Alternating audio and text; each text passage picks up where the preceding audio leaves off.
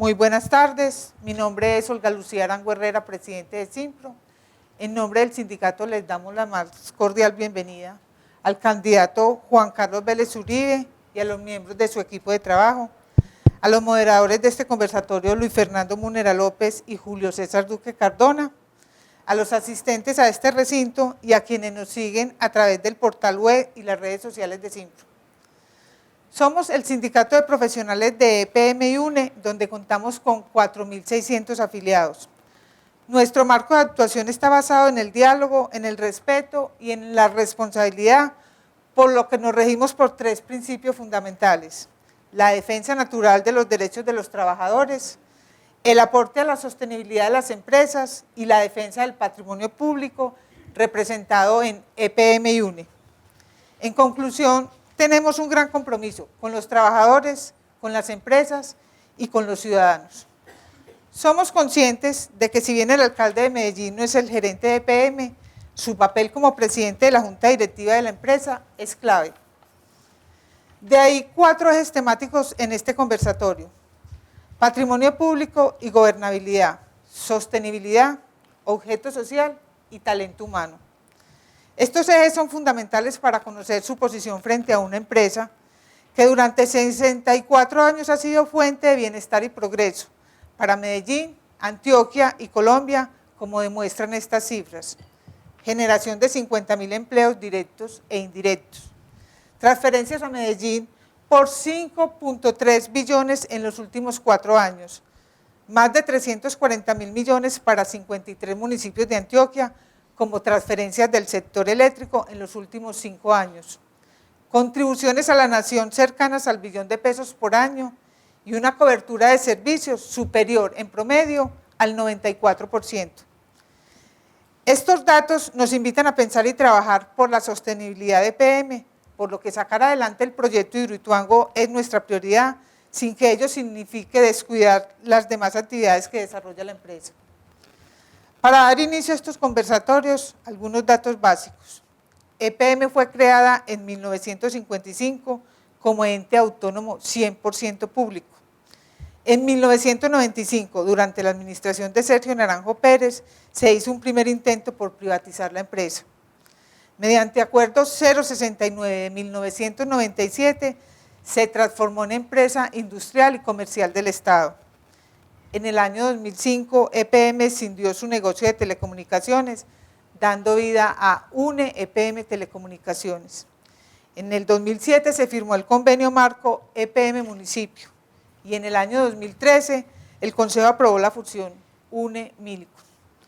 Estos datos van a ser útiles en el desarrollo de este conversatorio al cual damos paso. De nuevo, bienvenidos.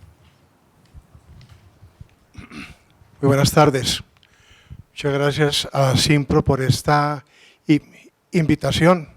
Muchas gracias al doctor Juan Carlos Vélez Uribe por aceptar este diálogo constructivo y positivo por empresas públicas y por la ciudad. Es un honor compartir mesa con usted en este diálogo, doctor. Julio César, también un cordial saludo y también es muy rico estar aquí contigo, como siempre. Bueno, nos vamos a guiar en los 4 ejes temáticos que nos presentó Simpro como opción para la conversación. Y esos 4 ejes temáticos yo los he buscado en el programa de gobierno que se plantea en la red, donde están todos los programas de los candidatos, y me hago una pregunta. Su programa de gobierno estaba basado en la seguridad. Todas las páginas en que desarrolla el tema, el tema principal es la seguridad. El tema de EPM o de las empresas del municipio no están presentes en ese programa. ¿Usted nos podría contar por qué o ampliarnos el tema en este aspecto?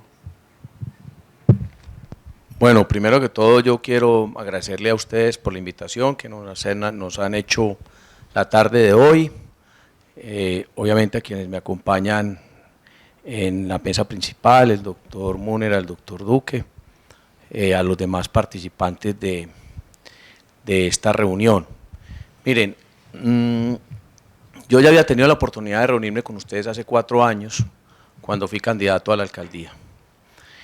Y desde esa época pues venimos estudiando, digamos, lo que ha venido sucediendo en la empresa durante estos 4 años. Yo fui una de las personas que me opuse rotundamente, lo hice por escrito, una carta que le envié a los concejales en su momento del Centro Democrático a la venta de la participación de EPM en Isagen.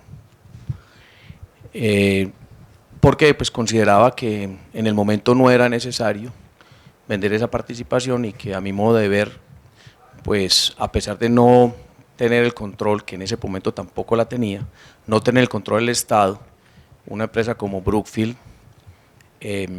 iba a quedar pues o exigía prácticamente la venta de toda la participación, de todos los accionistas. En algún momento tuve la oportunidad de conocer a una persona, accionista, persona natural, en Bogotá, en una situación, uno de los grandes inversionistas de Isagen, como persona natural, y me manifestaba y me contaba que ese no era el negocio que él veía como indicado vender la participación. Bueno, ese es un tema que más adelante lo miraremos. Eso quiere decir que yo siempre he estado atento a lo que ha pasado en empresas públicas durante estos 4 años. He estado muy atento a la situación de Hidroituango.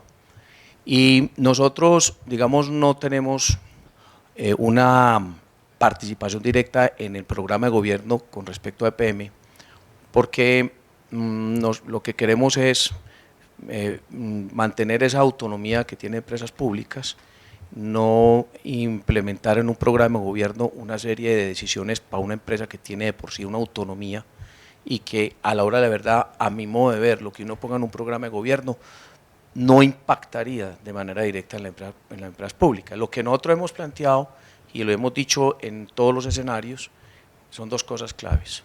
Primero, que empresas públicas, bueno, o 3 cosas. Primero, que empresas públicas seguirá siendo 100% pública, y ahora siquiera hablamos de eso. Segundo, que el tema de Hidroituango es un tema que hay que resolver, lo hemos dicho. Primero, manifestamos la solidaridad en torno con respecto a la empresa, y en segundo lugar, pues lo que tiene que ver con que esta obra hay que terminarla. Y tercero, hemos planteado en diferentes escenarios el perfil del gerente, porque el perfil del gerente para mí es fundamental en cuanto a que nos puede determinar cuál va a ser el tipo de administración que se le va a dar a la empresa durante los 4 años. ¿Usted nos podría explicar en ese programa de gobierno, cuando usted habla de la cooptación, a qué se está refiriendo? Ahí dice que se va a evitar la cooptación. No lo recuerda. Bueno, no. yo creo entenderlo, y es que la junta directiva de EPM en los últimos 2 periodos de alcalde ha sido cooptada por el grupo empresarial antioqueño, lo cual es una situación que a mi parecer, y seguramente mis compañeros también lo ven grave, puesto que se están tomando decisiones de futuro dentro de la junta directiva por personas que son a su vez y al mismo tiempo clientes, proveedores y consumidores. Entonces eso se convierte en un riesgo de largo plazo para EPM, esa cooptación. ¿Usted qué opina acerca de este comentario? A ver, yo voy a revisar bien ese tema en el programa de gobierno, no recuerdo haber hablado de cooptación porque pues no miro, yo no estoy teniendo, o sea, no quiero entrar en un proceso de politización de empresas públicas. El empezar a descalificar un sector o descalificar al otro me parece que no es lo más conveniente. Yo creo que tenemos que pensar en un equipo muy profesional, desde el gerente hasta los miembros de la junta directiva. Si vienen de una empresa importante de Antioquia, yo no veo por qué no puedan estarlo. Lo que sí no pueden hacer es velar por los intereses de su empresa o de las empresas en las cuales han participado. Entonces yo no voy a entrar en la discusión que si el grupo empresarial antioqueño se va a apoderar o no de las empresas públicas de Medellín, porque me parece que uno, mirando muy bien las hojas de vida de quienes van a representar al alcalde, en la junta directiva de la empresa pues va a poder determinar claramente cuál va a ser la orientación que le vamos a dar a esta empresa. Yo les quiero contar con respecto al tema del gerente, muy importante que hablemos de eso, y lo he dicho ya públicamente. Yo nunca había revelado el nombre de quién iba a ser mi gerente cuando casi soy alcalde de Medellín, y tampoco lo va a revelar de aquí a que terminemos todo este proceso electoral, porque lo primero que no se puede hacer es utilizar al gerente para hacer política. Yo por eso le he dicho, y el mensaje que le he mandado al gerente actual, con todo respeto, es que si hay un candidato a la alcaldía que propone ratificarlo en el cargo, lo que tiene que hacer ese gerente es emitir un comunicado de prensa diciendo que a él lo tienen que dejar al margen de todo proceso político. Yo estoy esperando todavía la posición del gerente de empresas públicas a ese respecto. Eso se llama ética pública, es decir, no puede hacer parte de un proceso político. Mi gerente, y se los confieso, iba a ser Federico Echavarría Restrepo. ¿Quién es Federico Echavarría Restrepo? Presidente de AES Chivor, nada más ni nada menos que ingeniero industrial de la Universidad de los Andes y MBA de Harvard. Ojo, no cursos de Harvard, MBA de Harvard. Él lo sabe, es una persona que iba a hacer un sacrificio por, entre comillas, desde el punto de vista empresarial, porque son personas que conocen muy bien el sector, y quería prestarle ese servicio a su región. Y es de ahí donde yo vengo planteando que nosotros tenemos que ir fijando unas líneas claras frente a cuál debe ser el perfil del próximo gerente. Y por favor ustedes, como sindicato profesionales, ahí tienen una gran responsabilidad. ¿Por qué? Porque es que ustedes pueden orientar mucho a la ciudad para ir fijando los parámetros de quién es la persona que debe ocupar la gerencia. Yo he venido diciendo claramente, para mí debe ser una persona que provenga del sector eléctrico. ¿Por qué el sector eléctrico? Porque es que el 84% de los ingresos de la empresa vienen del sector eléctrico. O sea, que conozca el tema de energía. Obviamente, pues sería muy bueno, ojalá que pudiera también conocer de agua, pues aguas, gas y otro tipo de servicios que hoy presta empresas públicas. Pero sí me parece que si no hacemos eso, pues entonces, pues quién sabe quién es el próximo gerente. Yo confiaría y esperaría que fuera una persona de muy alto perfil. Y ustedes pueden ir fijando también los parámetros de quiénes son las personas que deben estar en la junta directiva. A mí me parece que también tienen que ser personas que conozcan del sector para que le den una muy buena orientación a la empresa en estos próximos 4 años. Así que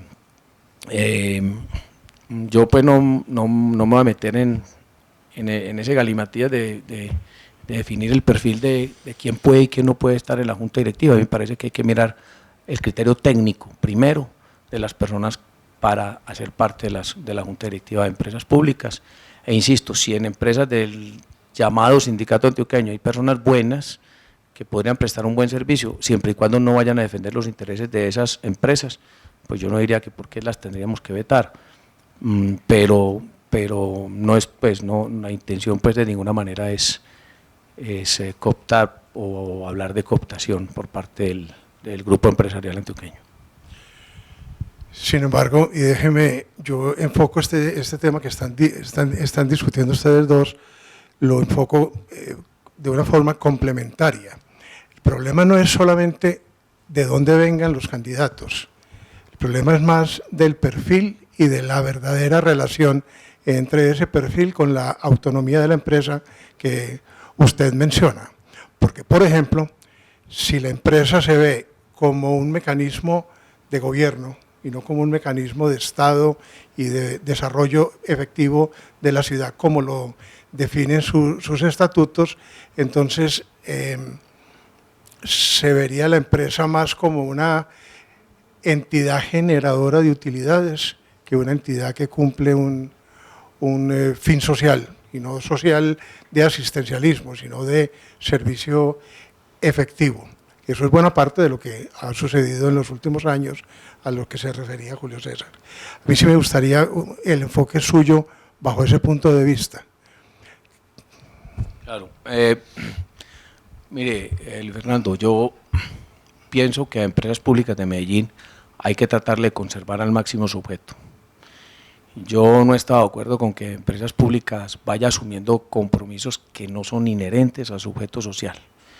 Y hace un tiempo yo recuerdo que manifestamos nuestra preocupación porque a empresas públicas le habían metido de socia de Parques del Río. Entonces también en su momento el alcalde Aníbal con el gerente Juan Esteban Calle tomaron la decisión, por ejemplo, de involucrar a empresas públicas no solamente en la construcción, sino en el mantenimiento y la operación de las uvas, que esas son funciones inherentes al municipio, no a empresas públicas de Medellín. A mí lo que me preocupa es que a empresas públicas de Medellín le vayan colgando funciones y la vayan desviando de su objeto social. Entonces en eso sí, yo sí dejo claro que en estos 4 años trataré, en la medida de las posibilidades, de evitar que el objeto social de empresas públicas de Medellín se desvíe, que no terminemos nosotros montando almacenes, empresas públicas de Medellín, montando inmobiliarias como han tratado también de hacerlas, o empresas en las Bermudas, creo que tiene empresas públicas de Medellín. Yo creo que no podemos permitir que esta empresa desvíe su objeto. ¿Qué podemos decir con respecto al tema que ahora mencionó como un principio de el 100% pública? Para usted, ¿qué significa esa expresión de mantener a EPM 100% pública? Julio César, mire, la ventaja y la diferencia que tengo yo con respecto a los demás candidatos a la alcaldía es que usted sabe que las palabras pueden con todo, pero lo que controvierte las palabras son los hechos. Entonces yo puedo decir, como vengo en este debate diciendo, como dicen algunos candidatos, yo voy a combatir la corrupción, y la respuesta que yo les doy en los debates o en los escenarios donde yo me encuentro es que la diferencia mía es que yo he combatido la corrupción. Entonces, con hechos demuestro que cuando hablo de combatir la corrupción, efectivamente lo voy a hacer porque en el pasado lo he logrado realizar. En el caso de EPM, yo fui concejal del año 95 al año 2000 y me tocó tomar la decisión, y usted es testigo, doctor Luis Fernando, con respecto a qué íbamos a hacer con empresas públicas después de ser un establecimiento público, si íbamos a tomar la decisión de privatizarla, volverla empresa de economía mixta o empresa industrial y comercial del Estado. Creo que fuimos 12 concejales de Medellín que votamos por la empresa industrial y comercial del Estado. Y yo les voy a contar una anécdota para que ustedes dimensionen lo difícil que fue esa decisión. Porque es que cuando uno no tiene relaciones con el sector privado y sobre todo con los empresarios de la ciudad y las personas que en ese momento, en aquella época, estaban todas imbuidas por este fenómeno de las privatizaciones, porque estaba de moda privatizar. Habían privatizado la empresa de energía eléctrica de Bogotá, el problema en Cali, todo el mundo hablaba de privatizar a las aguas de Barranquilla, en fin, estábamos en la onda, en la moda de la privatización. Entonces, cuando a mí me plantean un grupo de empresarios, hombre, pero ¿cómo no le ocurre a usted apoyar la empresa de economía mixta? Resulta que con argumentos que fueron difíciles de soportar y sostener en ese auditorio tan complejo, recuerdo muy bien, logramos fijar una posición contraria a lo que decían las mayorías que estaban al otro lado en ese tipo de círculos en los que yo me movía, círculos empresariales.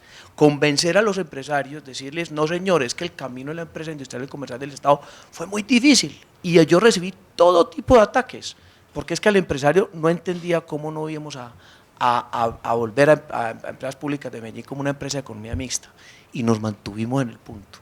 Me costó, vea, hasta el alcalde de la época, el doctor Sergio Naranjo, nos invitó al doctor Andrés de Bedo y yo, que trabajamos muy en llave en ese tema, nos invitó a una reunión, eso pues nos invitó a comer, eso de todo, a ver si nos convencía. No pudo convencernos y nos mantuvimos en ese punto. Entonces, ¿cuál es la tranquilidad mía? Que esa decisión que tomamos, esos concejales del momento que pudieron haber tomado una decisión contraria, porque el alcalde de la época estaba con la empresa de economía mixta. El alcalde estaba proponiendo la empresa de economía mixta y usted sabe la presión que puede hacer un alcalde frente a unos concejales que en ese momento pues no teníamos participación en el gobierno. Y nosotros fuimos capaces de mantenernos en el punto, y hoy la tranquilidad mía, ¿cuál es? Que Medellín ha recibido, yo calculo que unos 6, 7 mil millones de dólares producto de las transferencias de esa empresa, y que esa plata está en la ciudad. ¿Qué tal que nosotros en ese momento hubiéramos tomado la decisión de convertir a empresas públicas como empresa de economía mixta? Ya tendrían 3.500 millones de dólares un particular, se los hubiera llevado para otro lado. Esos 3.500 millones de dólares, que pueden ser 10 billones de pesos, están invertidos en Medellín. Entonces fue una decisión en ese momento muy difícil, pero que me da a mí toda la tranquilidad. Entonces el que vaya a decir por allá, porque no faltan por allá en estos procesos electorales los chismes y las fake news, que es que Juan Carlos Vélez va a privatizar empresas públicas, pues los hechos, como decía yo al principio, pueden más que las palabras. Entonces, ¿usted firmaría con nosotros un acuerdo de que no se privatizaría a EPM, que quedaría 100% pública? Le voy a decir una cosa, Julio César, me va a perdonar lo que le voy a decir, no se lo va a firmar, porque para mí es más importante la palabra que la firma. Entonces yo no necesito firmar más, yo tengo palabra, y la palabra mía es: no voy a privatizar empresas públicas. Ahí quedó grabado. ¿Se me entiende? Yo creo que ya vamos como cerrando esta primera línea. Yo tengo una pregunta relacionada con el convenio marco de relaciones entre el municipio de Medellín como dueño y Empresas Públicas de Medellín como empresa del municipio. Es un convenio que se firmó en abril del año 2007 entre el alcalde, que en esa época era el doctor Sergio Fajardo Valderrama, y el gerente, que en ese momento era Juan Felipe Gaviria. Juan Felipe Gaviria. ¿Usted conoce ese convenio? ¿Qué piensa de él? Eso es de la participación de las utilidades. Es un convenio muy amplio, aquí lo tengo en la mano, habla de… El 30% de las utilidades de las transferencias. Es un punto concreto al que quiero llegar, pero es un convenio mucho más amplio. Habla, por ejemplo, del respeto del objeto, habla del respeto de la no injerencia política en la empresa, habla del criterio empresarial, habla del objeto. Mi pregunta es, ¿usted lo conoce? ¿Qué piensa de él? Pues a ver, este es un convenio que hoy está rigiendo pues todo el tema de la gobernabilidad de las empresas públicas de Medellín. Ahí hay una cosa muy importante, y es que por eso uno de los puntos importantes es que el alcalde se compromete a respetar la autonomía de empresas públicas. Por eso mi posición en el programa de gobierno. El primer mensaje es autonomía de empresas públicas de Medellín. No podemos meternos en los programas de gobierno a hablar mucho de, digamos, temas puntuales de empresas públicas de Medellín. Entonces, ahí se habla de la autonomía, se está hablando, bien lo dicen ustedes, en lo de la participación de la Junta Directiva, pero hablemos un poco de lo que eran las transferencias. Creo que lo relacionado con las transferencias, eso se modificó, y eso quedó más abierto, ¿cierto? Ya se pueden superar el 30%, se supera el 30%. Entonces, me parece que ese acuerdo pues continúa vigente. Yo no vería mayores dificultades, mayores problemas, porque realmente lo que busca ese acuerdo, insisto, es mantener la autonomía de empresas públicas de Medellín y la no injerencia directa del alcalde en las decisiones de la empresa, que eso no se ha cumplido del todo. Para mí eso no se ha cumplido. Vuelvo y les digo, la decisión de meter a Empresas Públicas de Medellín como socia de Parques del Río fue un error que desvió los alcances de ese acuerdo por una parte, y que es gravísimo que el objeto social de empresas públicas se modifique como se modificó en ese momento a través de la vinculación de EPM a Parques del Río. Y con las transferencias que se mencionan ahí en el acuerdo 69 había fijado el tope del 30% de las utilidades que se pueden transferir de empresas públicas al municipio.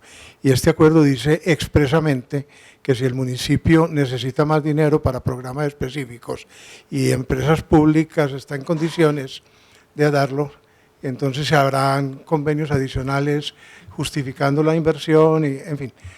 efectivamente eso ha llevado a que las transferencias en los últimos años estén del orden del 55%, prácticamente el doble de lo que ordena el Consejo. Y eso tiene otra relación importante, y es con las tarifas. En la medida en que el municipio le está pidiendo a empresas públicas las transferencias, no hay interés en revisar si las tarifas están en los niveles adecuados, si están cubriendo adecuadamente los costos de la empresa en la prestación del servicio o están por encima. Y eso no es problema de la regulación de la CRE exclusivamente, porque la CRE fija unos márgenes y lo que están haciendo permanentemente es fijándose del tope máximo, el tope más alto de ese margen para mantener las tarifas más altas para poderle transferir más al municipio. Entonces, la pregunta concreta es con respecto a las transferencias y su relación con las tarifas. Bueno, a ver, vamos a hablar un poco del tema de las transferencias de PM. Si yo soy dueño de una empresa, doctor Luis Fernando, usted tiene una empresa cualquiera, usted es el dueño de la empresa y esa empresa le dio a usted X número de utilidades. ¿Es usted decisión suya si se lleva las utilidades o deja una reserva para futuros proyectos de expansión u otras cosas? Es una decisión autónoma del dueño. Entonces, aquí, ¿qué es lo que me preocupa? Que si nosotros deberíamos tener un plan claro y concreto de expansión de la empresa o de inversiones de la empresa para los próximos años. Y basado en ese plan vamos determinando exactamente cuál es el monto de las transferencias que debemos transferirle al municipio, por una parte, y por otra parte también tenemos que revisar muy bien con los recursos de capital que necesitamos para poder operar tranquilamente. Si amerita en algún momento hacer unas capitalizaciones, ¿qué es lo que a mí me parece que ha venido sucediendo? Que muchas partes de esas transferencias, de esas utilidades que capitalizamos, se invirtieron en Bonjic, en Antofagasta, en Coruros, y creo que esas inversiones o esa plática se está como perdiendo, ¿cierto? Y a veces salimos a la carrera a tomar decisiones, yo diría que muy precipitadas, y me disculpa lo que voy a decir, y mucha gente en empresas públicas va a decir, este señor está loco lo que está diciendo, pero por ejemplo dijimos, vamos a comprar a Promigas, fue Promigas, no, en gas natural, dijimos, vamos a comprarlo. Entonces, ¿por qué? Porque es que salió la oferta de gas natural, eso no es que una cosa, gas natural, no dijeron estos señores, vea, en 3 años la vamos a vender, no, salió la oferta. Entonces empresas públicas dicen, yo quiero participar para poder crecer en el tema de gas, no pudimos por lo de Hidroituango.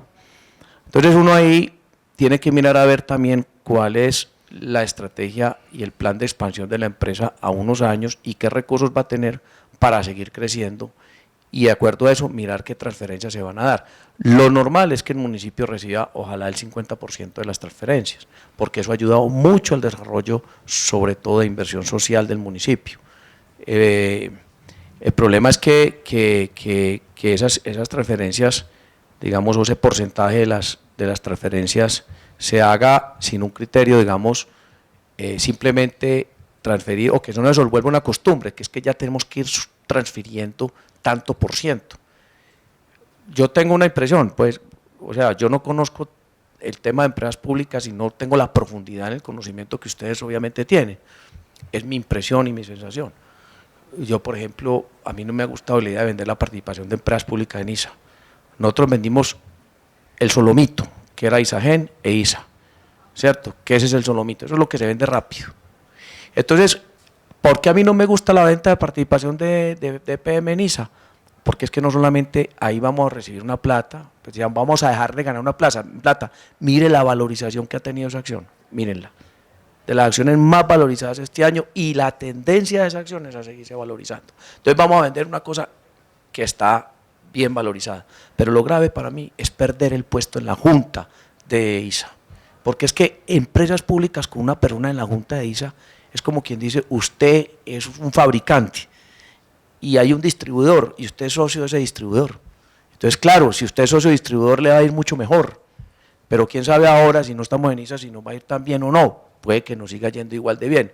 Y lo grave es que ISA va a quedar del todo privatizada, porque ya el gobierno nacional mandó un mensaje, voy a vender la participación en ISA, necesita la plata, el gobierno está desesperado. Viene la venta de ISA y viene la venta de la participación del 11% de Ecopetrol, o el 9%, no sé qué, el 9 o el 11% se va a vender, que es lo que está autorizado por la ley. Entonces, ahí es donde nosotros tenemos que mirar si es que vamos a vender a ISA para poder garantizar unas transferencias. Esa es una preocupación que yo tengo, porque es que si es para garantizar transferencias, es equivocada esa decisión.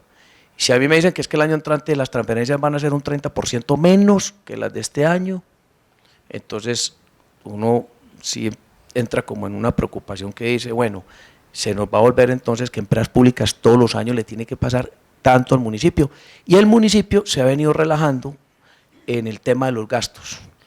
El municipio no tiene una política de austeridad. Yo vengo estudiando juiciosamente el presupuesto del municipio.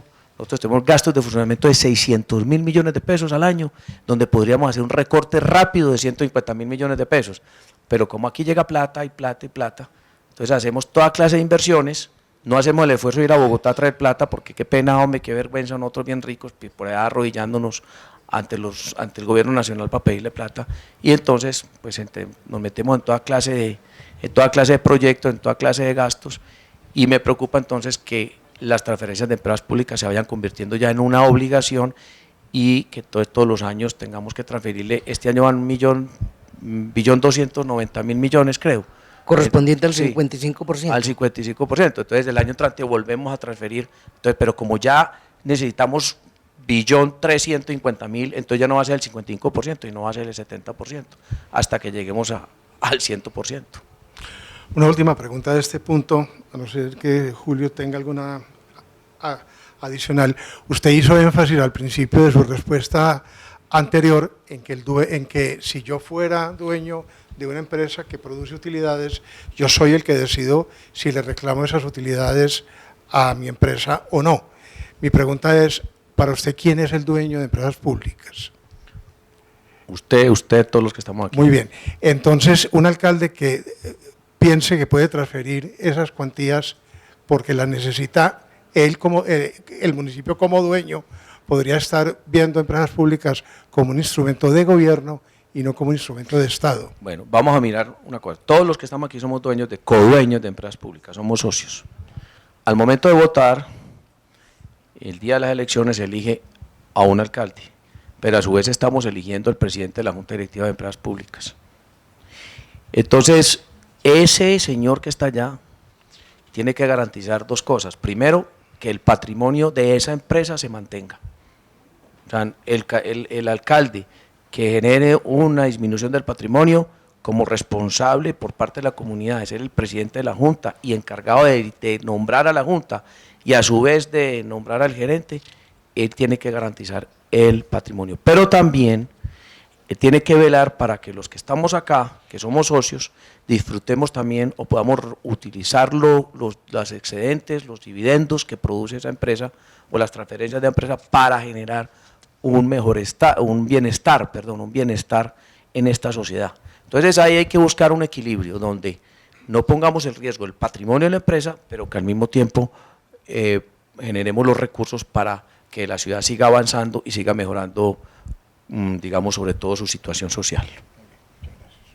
Ahora, con los recursos que se requieren para solucionar el problema de Hidroituango, sí, Estamos ya en el segundo tema, sí. la sostenibilidad de EPM. Sí, en ese caso, la continuación de ese 55% estresaría las finanzas de EPM, porque 55% más la recuperación de Hidroituango, habría que pensar una nueva estrategia con respecto a esas transferencias.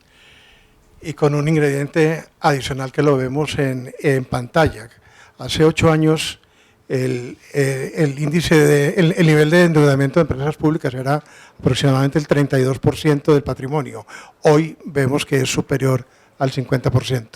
Está en el límite o por encima del límite del riesgo de calificación. Vamos a mirar el tema de la sostenibilidad de muchas cosas. Cuando hablamos del endeudamiento de empresas públicas, no hablamos de los pasivos solamente, el endeudamiento, pasamos de unos 13.5 billones de pesos a 23 billones de pesos en creo que 4 o 5 años.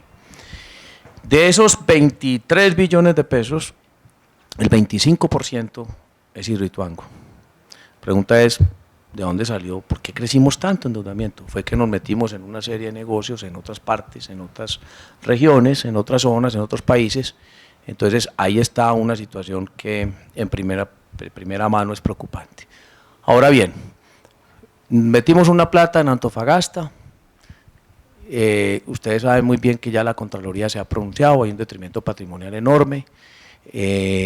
Entiendo que se habían comprado los señores dueños de esa concesión por 30 años 180 millones de dólares, por 30 años la concesión, y Empresas Públicas de Medellín por 18 años creo que restaban, o por 12 años, no tengo 12 años que restaban, pagó 950 millones de dólares. O sea, uno dice, Dios mío, ¿qué pasó ahí? Por Dios, ¿dónde estaba el Consejo? ¿Dónde estaba la Contraloría en ese momento? ¿Dónde estaba la Junta Directiva? La Junta Directiva, bueno, ¿dónde está? Bueno, el caso de Bonjic, que ese es otro caso preocupante, un proyecto que tuvo un retraso cuantioso, con unos sobrecostos enormes.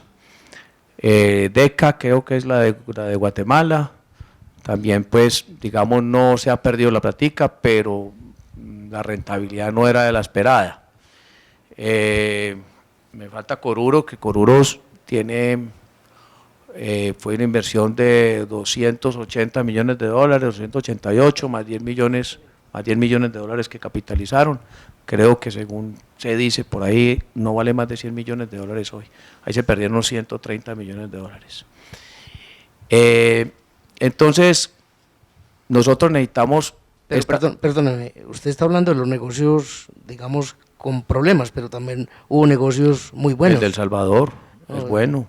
Sí, los de Colombia. No, estoy hablando afuera, estoy hablando de los negocios afuera, porque vamos a hablar de la sostenibilidad. Entonces, de pronto una de las estrategias es mirar a ver cómo nos traemos todas esas inversiones de afuera, que equivalen a unos 8.7 billones de pesos, más o menos. Eso sería una alternativa que habría que empezarla a estudiar. Yo diría que las primeras cosas que debe hacer la Junta Directiva es traer esas inversiones. Y la pregunta es, bueno, ¿y si la plata se perdió? ¿Y si ya no vale Antofagasta lo que dicen que vale o por lo que se pagó, qué vamos a hacer? Ese es un tema que hay que mirar con mucho cuidado, porque eso va a generar unos remesones muy duros en esta ciudad. Nosotros un país bien pobre y una ciudad bien pobre. Medellín es pobre, no creamos que es rica, que es el problema que tenemos. Esto es una ciudad pobre, y vayan a los barrios populares para que vean pobreza. Allá sí hay pobreza. ¿Será una ciudad pobre o una ciudad inequitativa? Es una ciudad pobre. Una ciudad pobre porque es que nosotros mire, Fernando, yo les voy a contar esto. Perdóneme, no. Sí. Listo, sí. Yo le voy a decir, es que lo voy a decir simplemente, bueno, no entremos en el tema, ahorita hablamos del tema del pobre y cómo nos creemos nosotros ricos.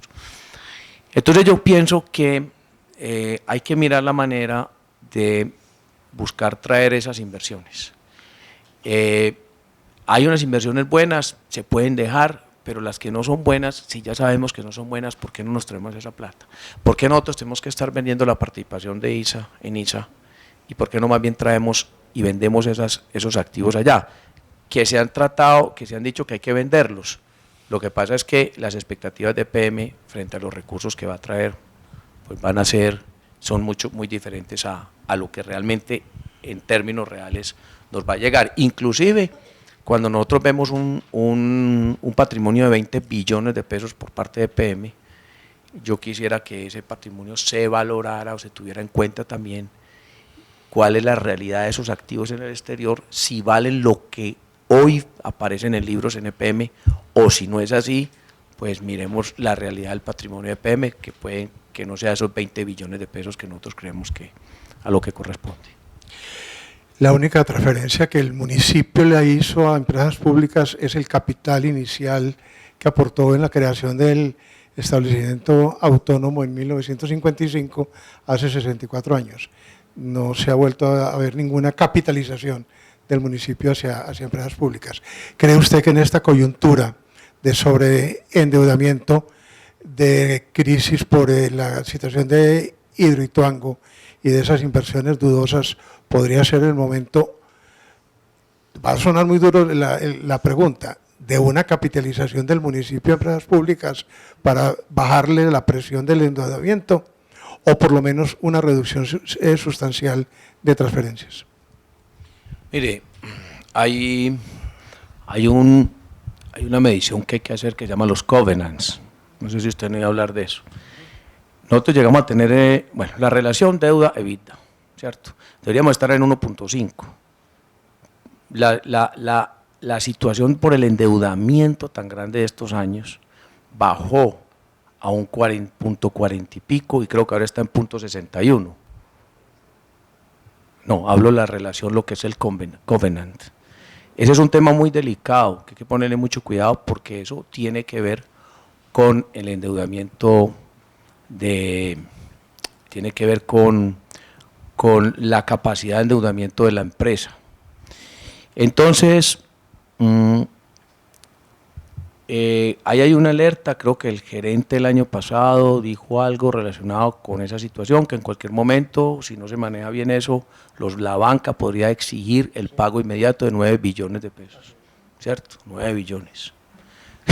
No tenemos de dónde sacarlos, sería gravísimo.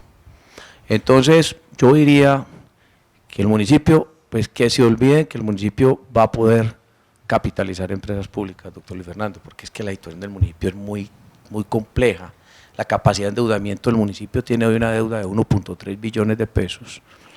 Y digamos, si no se logra con el gobierno nacional modificar un poco el tema del marco fiscal de mediano plazo, mediante el cual las transferencias de empresas públicas se puedan considerar ingresos corrientes del municipio, nos permitiría apenas aumentar el endeudamiento del municipio en 505.000 millones de pesos. Entonces, recursos del municipio no hay que vender activos, hay que vender obviamente activos en el exterior, y si la situación se pone muy difícil, porque lo que hay que garantizar es la prestación de los servicios públicos, principalmente en esta ciudad, pues habrá que vender algunos activos en el país, cosa pues que no quiere decir, ojo, que yo no estoy diciendo que se vendan activos en el país, yo digo pues como último caso, pero recursos del municipio para capitalizar a empresas públicas de Medellín, yo diría que es prácticamente imposible. Ahí hay activos que en un momento dado pues se podrán mirar, pero ya será una decisión que se tome más adelante. Pero entonces su propuesta concreta sería analizar la retracción de las inversiones solamente hacia Colombia y tratar de vender los activos que se tienen en el extranjero. Es que uno tiene que salir de lo que no sirve y lo que no le está generando ingresos, lo que no está generando utilidades. Entonces, hombre, yo creo que Empresas Públicas va a tener que empezar a mirar ya la venta de los activos en el exterior, posiblemente todos, para poder traer los recursos y meterse en más proyectos en el país. Mire cómo perdimos nosotros la posibilidad de ser parte o de poder comprar gas natural. Lo compró creo que Brookfield. ¿Quién lo compró? Brookfield, ¿cierto? Nosotros pudimos haber comprado gas natural y hoy Empresas Públicas sería una empresa mucho más fuerte y más sólida y más potente en el tema de la distribución de gas natural, que eso está enmarcado dentro del objeto social de Empresas Públicas de Medellín. Entonces traigamos los recursos, fortalezcamos más la operación en el país, aquí va a haber muchas más oportunidades y de verdad hay sectores donde Empresas Públicas de Medellín también tiene que participar. Hombre, mire, yo tengo aquí un proyecto donde tenemos que meter a empresas públicas. Yo diría que una responsabilidad, Empresas Públicas también puede participar en el tema de telecomunicaciones. Les voy a contar lo que está pasando en Medellín. Los estratos 1, 2 y 3 no tienen acceso a internet. Es decir, a usted le dicen, sí, le regalan, si compra tantas gigas, le regalan la posibilidad de entrar a Facebook, y mucha gente está en Facebook y está en Instagram, pero la gente de los barrios populares de aquí en Medellín no tiene acceso al Netflix, no tiene acceso al streaming, porque no es, Tigo, Une hoy o cualquier operador les cobra 100.000 pesos o 120.000 pesos por tener la conexión en la casa directa, empezando que no hay fibra óptica en los barrios populares de Medellín, no hay una red de fibra óptica, entonces lo que se consigue es inalámbrico, y hay una cantidad de empresas privadas que cobran 50, 60.000 pesos, yo lo veo en esos barrios populares, para venderle 1 giga, creo que se llama, 1 giga, ¿cierto?, de internet, con una velocidad, mientras nosotros tenemos 10 megas subiendo, esas tienen 2 y 3 megas subiendo, o sea, de una calidad pésima. Entonces, yo estoy hablando del internet de 20.000 pesos. ¿Y por qué 20.000 pesos? Porque es lo que el estudio claro dice, los estudios que se han hecho dicen que eso es lo que puede pagar una persona de estrato 1, estrato 2, por internet. Entonces, queremos que empresas públicas hagan el esfuerzo y colabore en la instalación de una red de fibra óptica en todos los barrios populares de Medellín, con ayuda del fondo que tienen las TIC para la ampliación de la fibra óptica en el país y con la ayuda de los operadores. Pero hay empresas públicas, podría ayudar, y esas son las inversiones que hoy está demandando la ciudad y que no tiene recursos el municipio para poderlas hacer. Pero eso sería como volver a tener una empresa de telecomunicaciones o retomar el control que efectivamente tiene por tener una acción de más en la fusión Tigo-UNE. Sí, es que hablemos, o sea, Empresas Públicas es una empresa de servicios públicos, ¿cierto? Yo no estoy diciendo que Empresas Públicas se salga de su objeto social, lo que pasa es que ya la tratamos de marcar diciendo, no, usted se encarga solamente del tema de acueducto, alcantarillado, gas y energía, no más. Pero Empresas Públicas no puede perder su propósito, su objetivo de también ser, o su objeto de también ser una prestadora de servicios públicos. Empresas Públicas fue siempre prestador de servicios de telecomunicaciones, hasta que se creó UNE, hasta que quedó UNE. Vea ya cómo ha servido esa campaña de Tigo para que se nos vaya olvidando que ya no es UNE, ya hasta el subconsciente lo traiciona a uno. Entonces, yo diría que hay ciertas cosas que Empresas Públicas puede hacer. Yo no sé si la red de fibra óptica, el cable de fibra óptica que está al margen del río, alrededor del río, es de Empresas Públicas. Yo no sé si eso sigue siendo de Empresas Públicas o eso pasó a ser eso de UNE ya, ¿cierto? Pero el tema de la propiedad de esos, porque es que Empresas Públicas tienen una infraestructura en la ciudad que tenemos que también empezar a utilizar, que son los 144.000 postes de Empresas Públicas que nos van a servir también para generar unos ingresos más adelante importantes. A ver, pero organicemos un poquito esa idea y perdóneme. Los servicios de telecomunicaciones ya no son servicios públicos domiciliarios. Hay una ley, no recuerdo el número, del año 2011, que los convierte en una figura muy distinta y ya no son de servicios públicos domiciliarios. Habría que revisar si el objeto de Empresas Públicas como prestadora de servicios públicos domiciliarios cabe dentro de su objeto. Y segundo, si Empresas Públicas, si el municipio autoriza y Empresas Públicas lo hace, la fusión de UNE con Millicom, hay que ver esa relación, cómo se ve ahí. Si Empresas Públicas entonces empezaría a ser competidora de Millicom. En fin, eso habría que verlo. Pero la pregunta que hace Julio César es muy interesante. ¿Será que más bien es necesario retomar el control de UNE, de alguna forma? No deshacer la fusión, eso puede ser muy complicado, pero sí es que hay que reconocer que la forma como entregaron el control de la empresa excedió inclusive el alcance del acuerdo 17, porque el acuerdo 17 dice que el control estratégico seguiría siendo responsabilidad de EPM y eso tampoco se está cumpliendo. ¿Me entiende el planteamiento? Sí, claro, mire, ¿de dónde copiaron la fórmula, a mi modo de ver, para que Tigo, UNE o la fusión de estas dos empresas, Millicom pues con UNE, tuviera un control, digamos, operativo por parte del accionista minoritario de lo que sucedió en Bogotá, con la empresa de energía eléctrica de Bogotá y Codensa? Así funciona Codensa, con la participación de los chilenos. Es que la empresa de energía eléctrica de Bogotá estaba quebrada porque se le habían robado. La corrupción allá había acabado con esa empresa. No había otra alternativa. El señor Peñalosa, cuando fue alcalde en esa época, no tuvo otra alternativa que hacer esa operación y le reportó a Bogotá $1.000 millones en aquella época. Que eso fue mucho dinero para hacer muchas inversiones. De ahí salió la plata para los Transmilenios. Lo que yo no entendía aquí era cómo que nosotros teníamos una empresa rentable que daba utilidades y le entregamos el manejo al accionista minoritario. Yo sigo sin entenderlo. A mí me parece lo más absurdo del mundo. Es que había muchos argumentos. Entonces que Millicom, que es que Millicom era que era muy importante, que un operador extranjero, internacional, con una presencia fuerte internacional, participara en un negocio de telecomunicaciones.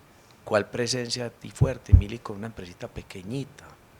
Eso no estamos hablando de un monstruo como lo es lo del Slim, ¿cierto? Otra cosa es un Movistar, otra cosa es una de esas empresas telefónicas, pues, una empresa grande o cualquiera. Hay que decirlo duro, un gigante de papel. Sí, entonces yo no entendí nunca cómo le entregaron el manejo a esta empresa.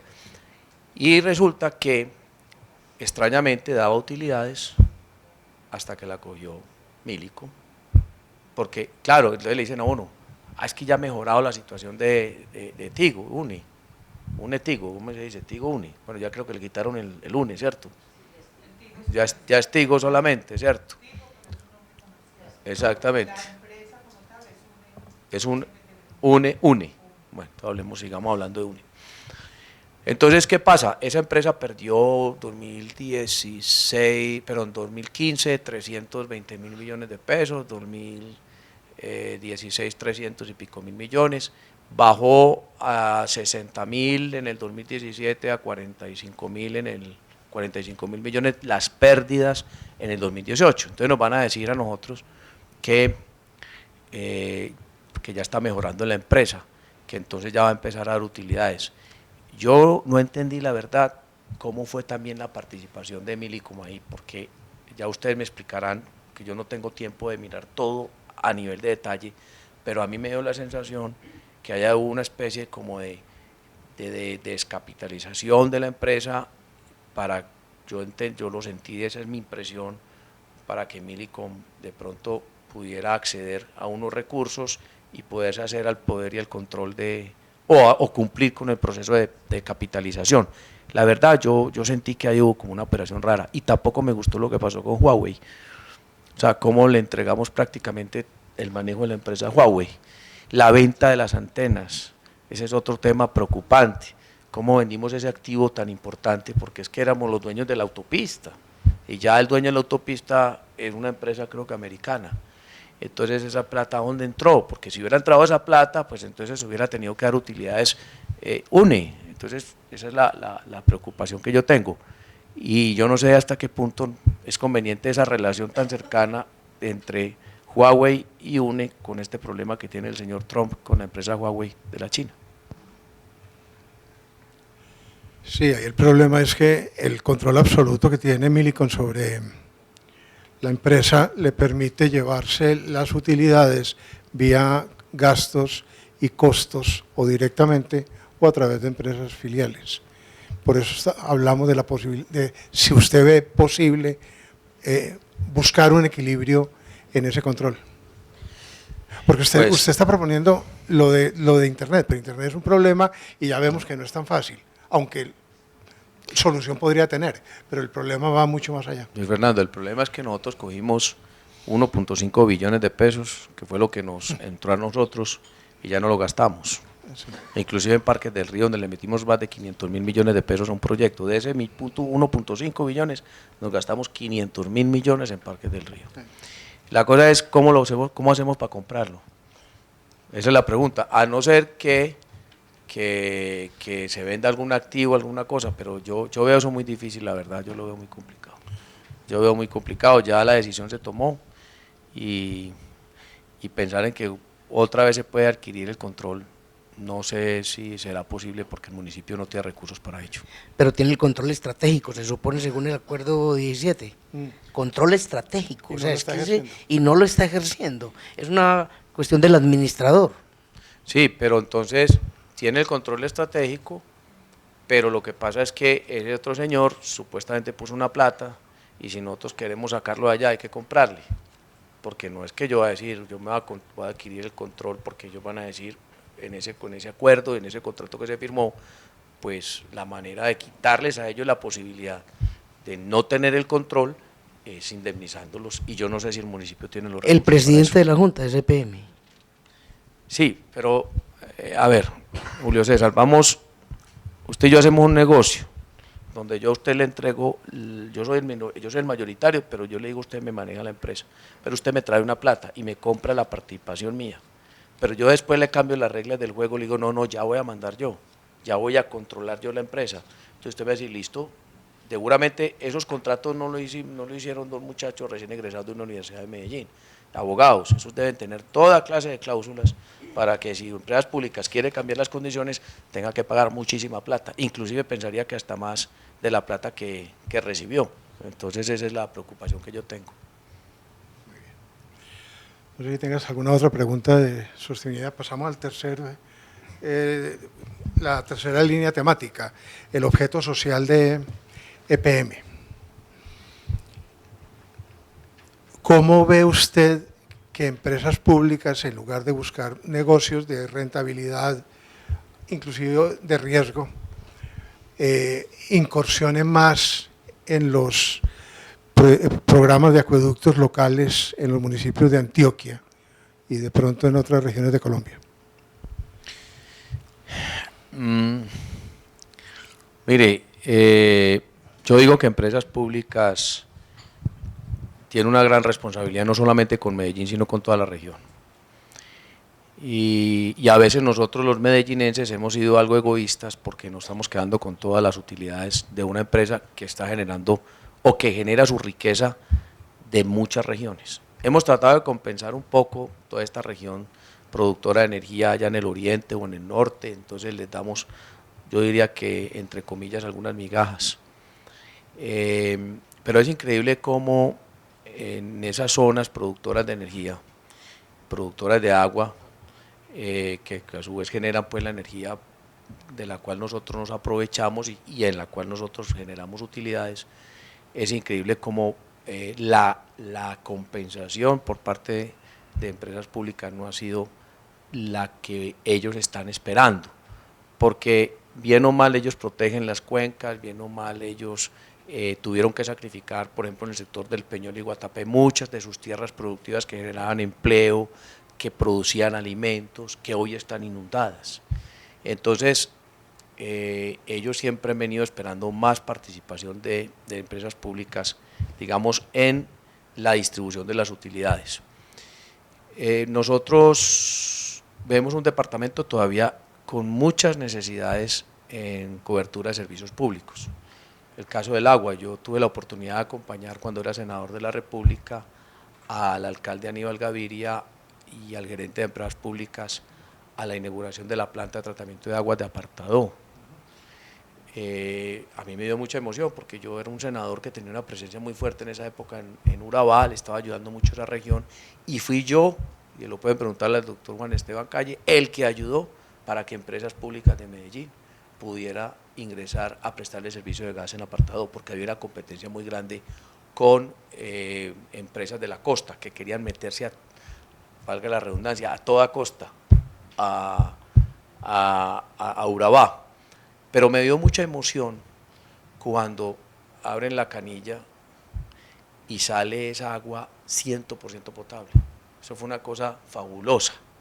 Y por Dios, ¿pero qué nos pasó? Entonces yo digo que empresas públicas debe hacer lo mismo en todos los municipios de Antioquia, primero. Y debemos darle la mano a regiones cercanas que están pasando por situaciones difíciles y que tienen unos casos, digamos, muy similares a los de Urabá, como el Chocó. Yo pienso que hay una responsabilidad nuestra de ayudarle al Chocó. Imagínese usted qué tal el día que todos los municipios del Chocó tengan agua potable. Eso mejoraría las condiciones de salubridad de una manera enorme, impresionante en esa región del país. Y también empresas públicas, cómo puede ir poco a poco ayudando a otras regiones. Me parece que lo que hicieron en Río Negro es importante, y darle agua y manejar todo el tema del agua del oriente, pero también tiene que ir al suroeste, también tiene que ir al norte, y tiene que ir ayudándole a todo el departamento a salir adelante en lo que tiene que ver con la prestación del servicio de acueducto, alcantarillado, de energía eléctrica. Yo recuerdo que en la época del doctor Federico Restrepo se hizo una tarea muy bonita en el departamento de Antioquia Iluminada, creo que se llamaba el programa de empresas públicas, que ayudó a llevar la electrificación rural a muchas partes. Eso es lo que tiene que hacer empresas públicas y trabajar mucho sobre todo en el tema ambiental. Hay un compromiso de empresas públicas grande. Yo cuando fui concejal de Medellín hice un debate de empresas públicas porque consideraba que no estaba haciendo la tarea ambiental como correspondía. ¿Qué quiere decir eso? Que empresas públicas tienen que tratar de conseguir los recursos y de comprar todos aquellos terrenos que hoy contribuyen a, digamos, la producción de agua para los acueductos que surten a Medellín. Uno ve, por ejemplo, en el sector de la fe, yo diría que todas esas quebradas, cañadas, todas esas zonas aledañas a las quebradas o ríos que llegan a la fe deberían ser de empresas públicas.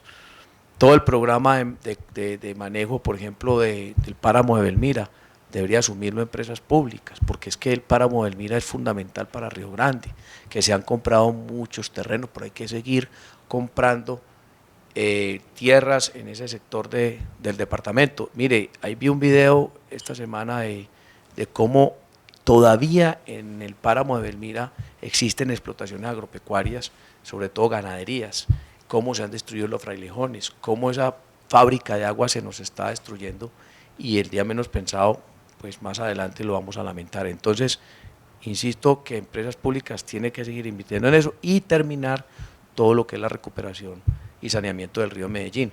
Algún día, ojalá, como lo hicieron en el Támesis de Londres o en el Sena de París, pueda volver a haber vida en el río Medellín, puede haber peces, puede haber algas, puede haber vida, y ojalá algún día con recursos de empresas públicas eso se pueda lograr. Entonces, ese compromiso social de empresas públicas debe mantenerse y debe expandirse por todo el departamento y en los departamentos vecinos. Lo cual sería como departamentalizar a EPM, lo veo así con la propuesta, usted lo está mirando como todo el departamento y no como las zonas específicas de prestación de servicio con la cual nació y ha crecido EPM. Si EPM fortalece la zona de la fe, pues al fin y al cabo también se toma el agua de esa zona, ¿cierto? Pero aquí ya usted está extendiendo ya como el área de prestación de servicio a otras zonas.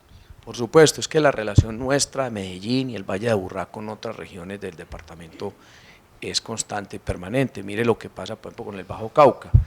Lo que hoy en Medellín tenemos una inmigración grandísima al Bajo Cauca, no solamente por la violencia, sino por la pobreza.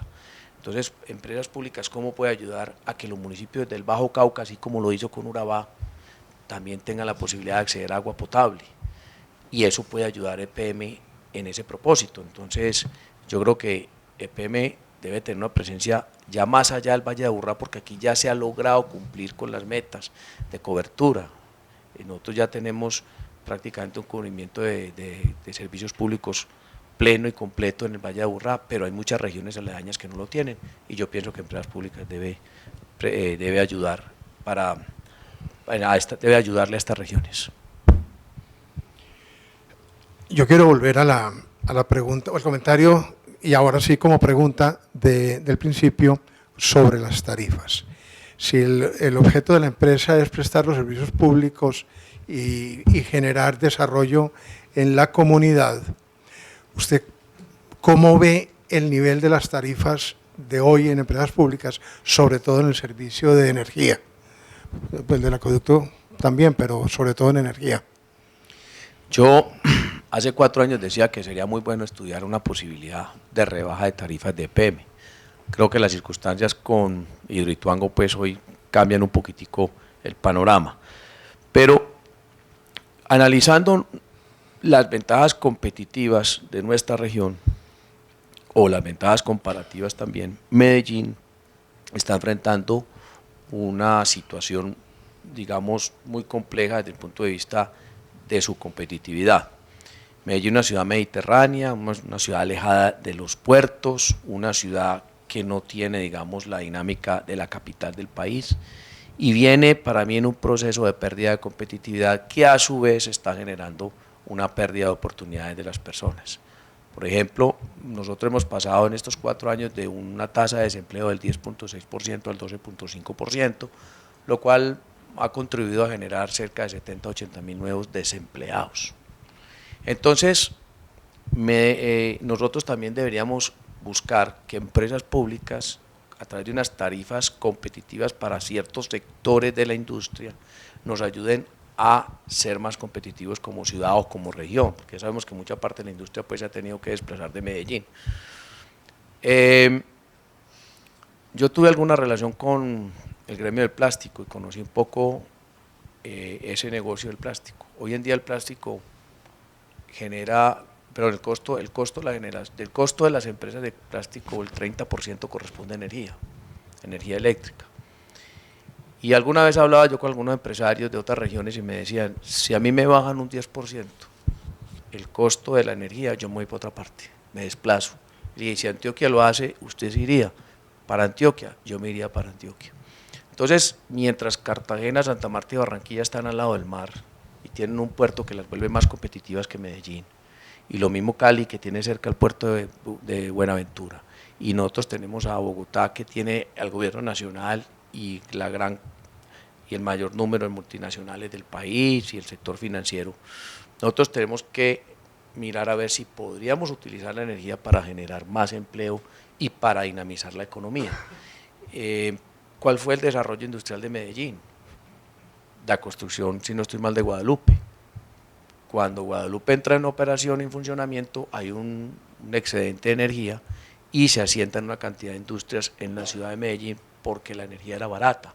Entonces el desarrollo industrial de Medellín fue por la energía, no que unos dicen, doctor Enrique, que por la minería, que por los excedentes que dejó la minería, no, porque si usted hubiera tenido plata, pero hubiera tenido plata en esa época, un excedente de dinero producto de la minería, pues usted la invierte en un negocio que le dé también dinero, y en ese momento fue la industria la que se pudo desarrollar por esa razón.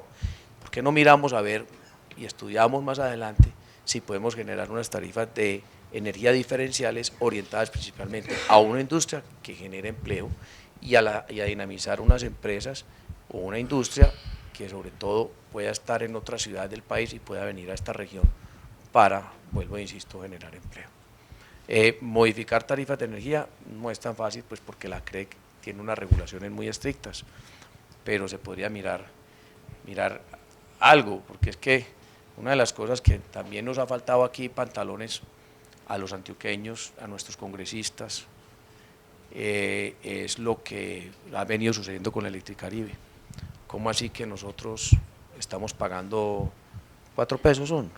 4 pesos por kilovatio hora, los estratos 4, 5 y 6, el sector comercial e industrial, para ayudarle a una empresa que se la robaron? Es decir, que tuvieron una situación como la que vimos nosotros aquí, una fuerza mayor como Hidroituango, pues allí venga, pero simplemente nosotros ayudarle a los costeños a salvar una empresa que se la robaron, porque no hacen ellos también un poquito el esfuerzo de recuperarla y no tengamos que ser todos los colombianos los que hagamos eso. ¿Ustedes saben cuánto pagamos en Medellín al año? ¿Sabe cuánto es lo que aportamos nosotros a Electricaribe? Medellín, 11.000 millones de pesos al año. De aquí, el bolsillo de nosotros, 11.000 millones de pesos para Electricaribe. La última pregunta que yo tengo en relación con este asunto es el tema de investigación, desarrollo e innovación. Y pongo unos ejemplos pues, sencillos para enfocar la pregunta. El transporte a gas o el transporte eléctrico. El consumo de energía en los hogares con energía solar o con energía hidroeléctrica, la generación distribuida, ese tipo de visión de los servicios que implica un esfuerzo en innovación. ¿Usted cómo lo ve?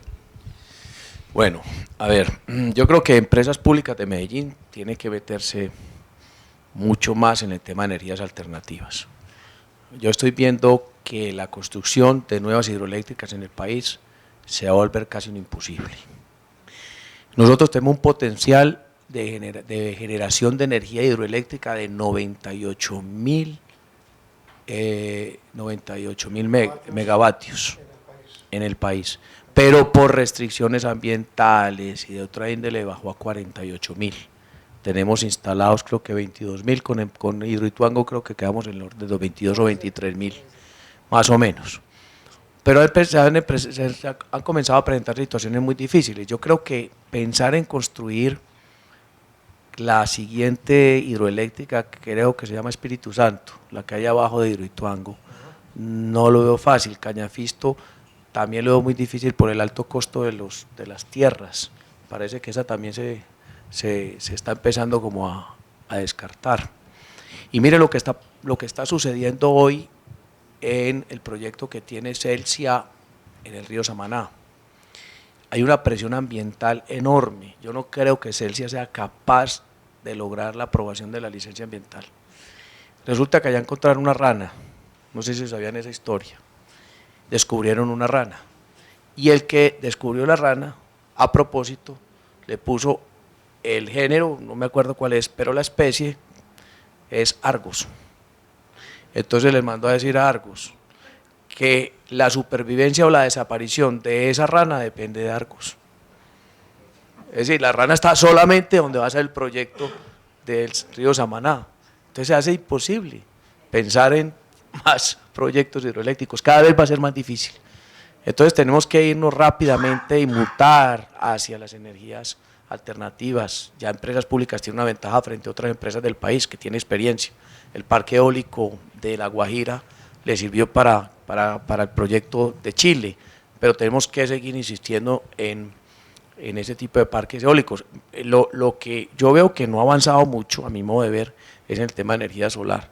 Celsia, por ejemplo, ya tiene ¿cómo se llama? Un solar farm, eso se llama una finca solar, o como la traducción que montó en Jumbo Valle, creo que es una planta solar enorme, con una capacidad de generación de energía impresionante. Empresas públicas, para mí, tienen que seguir avanzando en esas tecnologías, no confiarnos que nosotros vamos a seguir construyendo hidroeléctricas. No, la última hidroeléctrica para mí que se va a construir en el país, para mí es Hidroituango. Y después de esa hidroeléctrica, pensando en empresas públicas en 20 años, nosotros qué vamos a hacer para generar energía. Entonces yo creo que hay que hacer mucho énfasis en ese tipo de energía. Veo que la energía a gas, pues usted sabe los problemas que tenemos en el país con la producción de gas. Esta térmica de Puerto Nare se mantiene apagada, según tengo entendido, porque no hay buen suministro de gas. También la generación de energía a base de gas es costosa. La capacidad de producción del país cada vez es menor en materia de gas. Entonces yo creo que seguir pensando en proyectos de empresas que generen energía a gas lo veo bien complicado. Vamos a tener que ir metiéndonos en el tema del transporte eléctrico. Yo creería que hay que seguirlo impulsando. Tengo algunas preocupaciones, estaba leyendo en Twitter, sigo hablo un poquito alemán, entonces trato como para mantener pues ahí el alemán. Leo muchos Twitter de noticias de Alemania, y una noticia este fin de semana me sorprendió mucho, porque en la feria del carro, del automóvil en Frankfurt, parece ser que los carros eléctricos no se están vendiendo. Entonces yo no sé si es el alto costo del carro eléctrico el que está evitando la venta de esos carros, y no sé hasta qué punto pues vamos a tener que revisar la velocidad para llegar a los carros eléctricos. Allá vamos a llegar, indudablemente. Es como los celulares. Al principio los celulares eran muy costosos y fueron bajando de precio con el tiempo. Yo creo que los carros eléctricos van a llegar a un valor pues más asequible para todos. Por ahora los veo un poco distantes, pero hay una ventaja que tiene Medellín, y en eso se lo tenemos que reconocer a empresas públicas. Casualmente hoy leí un artículo en El Tiempo sobre los buses eléctricos de Bogotá. Bogotá llegan una cantidad como los 300 buses eléctricos, pero tienen un problema en Bogotá: no tienen estaciones eléctricas. Medellín sí tiene muchas estaciones eléctricas gracias a empresas públicas, y eso es algo que reconocer sobre las empresas públicas, que sí nos va a ayudar esa decisión de montar todas estas estaciones eléctricas a implementar esas nuevas tecnologías en la ciudad. Pero Fernando hace la pregunta concreta sobre la investigación y desarrollo, sí, ¿cierto? Porque algún candidato propone el 1% de los ingresos a investigación y desarrollo. ¿Usted cómo ¿Cómo ve una propuesta en ese sentido? Bueno, es que si no estoy mal, tal vez en este acuerdo se habla que el 7% de las transferencias de empresas públicas se destinarían a ciencia, tecnología e innovación. Creo que hay algo, pero no se ha cumplido con esa meta, siempre se asignan como el 3 o el 4%. Yo diría que tratar de cumplir con esa meta del 7% de esas transferencias para ciencia, tecnología e innovación en la ciudad. ¿Tienes algo más de ese tema o pasamos al último, al de rigor técnico y talento humano? Hombre, a mí me gusta hacer énfasis en un punto. Quien hace el trabajo es la gente. Los recursos financieros, las máquinas, la tecnología, los computadores son instrumentos, pero es la gente la que realmente hace el trabajo. Y la gran fortaleza de empresas públicas en estos 64 años ha sido mantener el rigor técnico de su gente y mantener las decisiones administrativas, no digo que exclusivamente con ascensos de adentro, pero sí fundamentalmente garantizando que el conocimiento de la empresa se refleje en los niveles directivos, o sea que sí haya una presencia importante ahí. ¿Cómo ve usted el manejo del personal, del recurso humano de la empresa? A ver, una de las cosas que tenemos nosotros para mostrar en esta ciudad, y lo que voy a decir puede sonar hasta absurdo, porque iría en contravía del creer de las personas, es que Medellín ha gozado o ha tenido una clase política responsable. Entonces puede sonar absurdo. ¿En qué sentido? En el sentido de no politizar a empresas públicas. O sea, acuérdese, aquí qué pasó en la ciudad. Lamentablemente usted que estuvo en empresas varias recibió todos los políticos, toda la presión política. Por eso todo el que se iba a pensionar del municipio lo mandaban para empresas varias, porque empresas varias tenía un mejor ingreso, mejor sueldo, mejor salario, mejor régimen, y por eso pues de ahí el problema que hoy tiene empresas varias, que de alguna manera se ha resuelto. Acuérdese, con el doctor Luis Fernando nos tocó trabajar todo el tema de transformación de empresas varias de Medellín, siendo él gerente de empresas varias y siendo yo coordinador de ponentes en el Consejo de Medellín de ese proceso.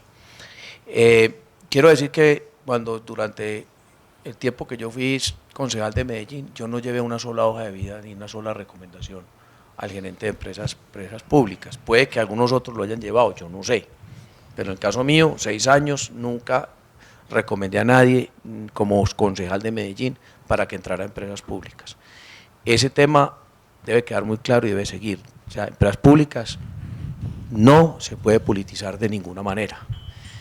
Y eso debe quedar muy claro, siempre claro para esta sociedad. Empresas públicas es intocable. O sea, no puede llegar la politiquería de empresas públicas de Medellín.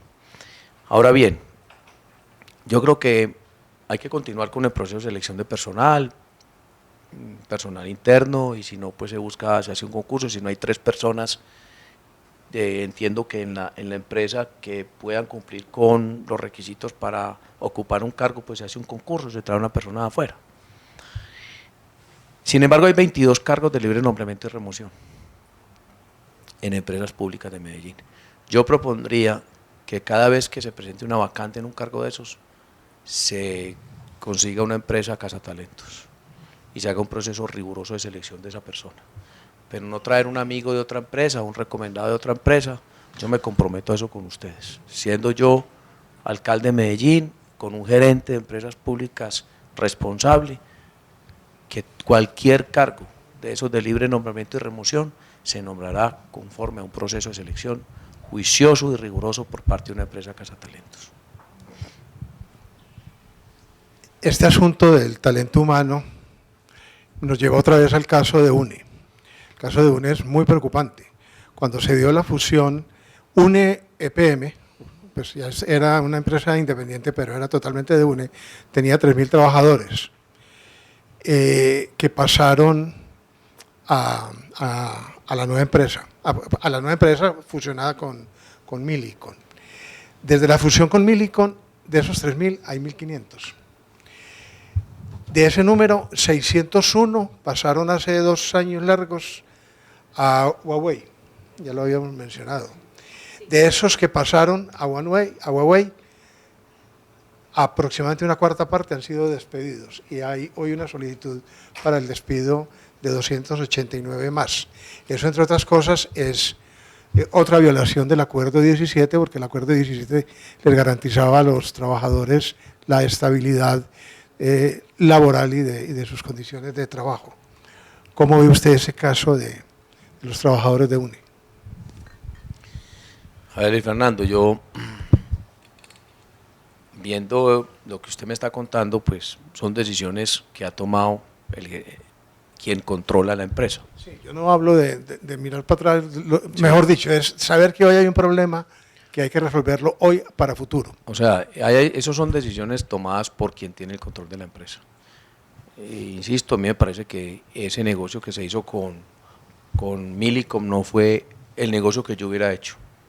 Porque yo tengo una empresa que da utilidades, que está bien, y simplemente traigo a un socio y le entrego el control de la empresa. Ese le estoy diciendo al socio, haga lo que quiera, porque él tiene la capacidad de hacerlo. Él puede despedir a todos los funcionarios ahora. Ahora, lo que sí me preocupa es que si ya haya quedado consignado en el acuerdo, yo no recordaba eso, mi Fernando, eso sí me parece muy grave, que haya consignado en el acuerdo que no iba a hacer ese tipo de cosas. Entonces hay que llamar al socio, hay que llamarlo y conversar con él y explicarle bien que hay una violación a ese acuerdo.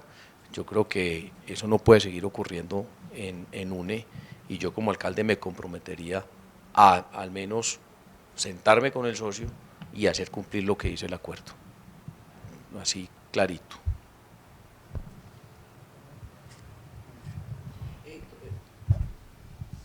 Una última pregunta que le haríamos, lo que yo le haría es, ¿cuál es la empresa que usted dejaría? Imagínese usted la empresa que dejaría dentro de 4 años si usted fuera el alcalde. ¿Cómo se la imagina? Bueno, me la imagino como una empresa, como siempre nos la hemos imaginado, la principal empresa del municipio de Medellín, una empresa desde el punto de vista financiero muy fuerte, muy sólida, con una proyección clara de nuevos negocios a futuro relacionados con energías alternativas, una empresa que ha definido muy bien sus inversiones en el exterior, una empresa que ya puede decir que ha llevado desarrollo social a muchas regiones de Antioquia, y una empresa que sigue contribuyendo al desarrollo de la ciudad, puesto que es una de las principales generadoras de empleo y generadoras de riqueza de la ciudad.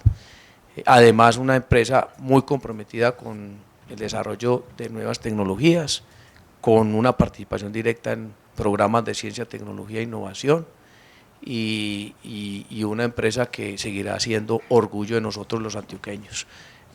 No solamente los medellinenses, sino que yo ya considero que Empresas Públicas de Medellín trasciende las fronteras de nuestro municipio y es una empresa de la cual ya no somos dueños los medellinenses, sino todos los antioqueños. Y yo le complemento esa pregunta antes de dar paso a 2 preguntas que me llegan del público. ¿Cómo se imagina Empresas Públicas en 20 años? En 20 años me la imagino, ojalá con una empresa con mayor participación en la generación de energía del país. Yo voy a hacer todo lo posible para tratar de hacer levantar esa restricción absurda que existe para que Empresas Públicas no pueda generar más del 25% de la energía que tiene el país. Habíamos pasado del 20 al 25%, no tiene sentido. Nosotros, Empresas Públicas, tiene que ser capaz de generar el 50-60% de la energía de Colombia, y eso no pone en riesgo absolutamente nada. Yo me la imagino como la principal generadora de energía de Colombia, me la imagino como una empresa ya así con una vinculación con la región, con el continente latinoamericano, de una manera más clara, más precisa. Yo no pretendo decir con esto que Empresas Públicas no sea una multinacional. Hay ejemplos aquí cercanos, exitosos, de empresas de propiedad estatal que han logrado proyectarse en otras regiones de nuestro continente, como el caso de ISA, y deberíamos hacer Empresas Públicas una multilatina, pero con inversiones que realmente sean rentables, no con equivocaciones y decisiones como las que se han tomado en el pasado. Muy bien. Bueno, entonces paso a las dos preguntas que llegaron del público. Hay una que es más como una anotación, pero veo que tiene una pregunta implícita que voy a tratar de interpretar. Dice: de acuerdo con la Constitución colombiana, la compra de los terrenos de cuencas abastecedoras de acueductos es responsabilidad de los entes territoriales, municipios y los departamentos, la nación, y las corporaciones ambientales.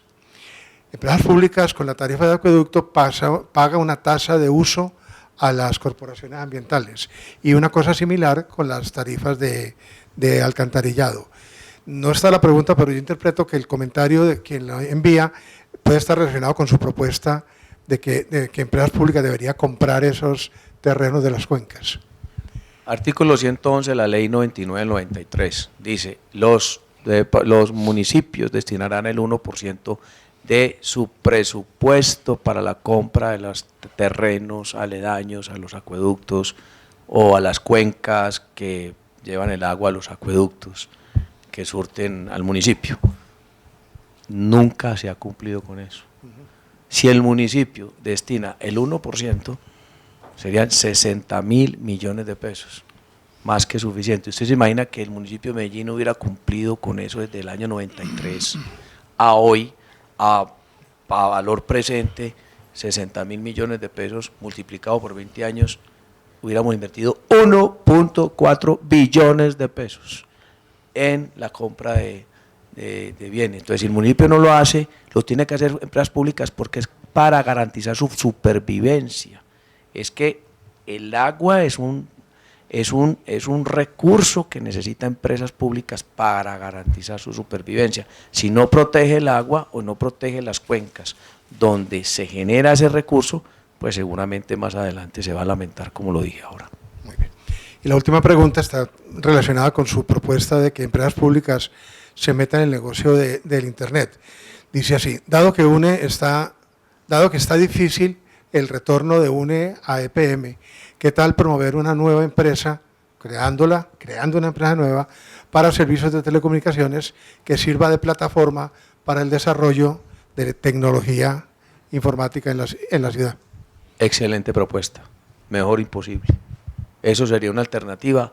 Lo que queremos es llevar internet de 20.000 pesos a los barrios populares de Medellín. ¿Por qué hablo de 20.000 pesos? Porque el estudio demuestra que hoy en día, mientras los estratos altos, 4, 5 y 6, destinan el 2% de sus ingresos para pagar internet, los estratos populares tendrían que destinar el 12% de sus ingresos.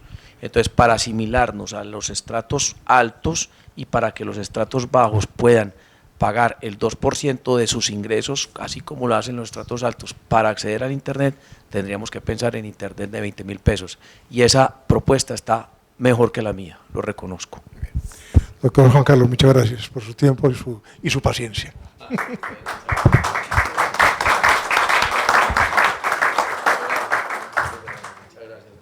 Gracias. Bueno, logrado nuestro objetivo de conversar con el candidato Juan Carlos sobre el presente y futuro de EPM, nos atrevemos a hacerle unos compromisos, doctor Juan Carlos. Primero, a mantener a las empresas públicas de Medellín como entidad 100% pública, de propiedad del municipio de Medellín, por lo que no promoveré ni firmaré ningún acuerdo municipal que vaya en contravía de este compromiso. ¿Está de acuerdo? ¿Se compromete? Sí, me comprometo. Segundo, a mantener y defender la autonomía administrativa y financiera de empresas públicas de Medellín, eliminando cualquier intención de burocratizar o politizar la empresa. Ya he explicado, inclusive llegar hasta el punto de los nombramientos de libre, las personas que vamos a nombrar, los puestos de libre nombramiento y remoción, lo vamos a hacer a través de empresas públicas. Tercero, a realizar todas las gestiones que le sean posibles como alcalde de Medellín para la culminación del proyecto Hidroituango. Me comprometo a terminar el proyecto de Hidroituango.